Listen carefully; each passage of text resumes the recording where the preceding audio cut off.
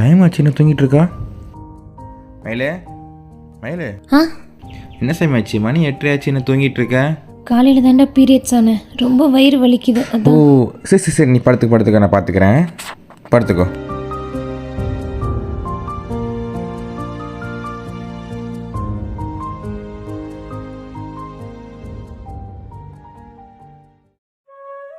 ஏய் இந்தாடி, மணி 8 ஆச்சுன்னு சமைக்காம படுத்துட்டு இருக்க?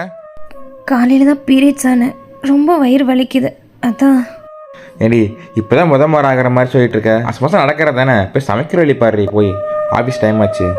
தொலைவிலே வெளிச்சம், தனிமையில் உருகும் மனிச்சம், கனவுதான் இதுவும் கலைந்திடும்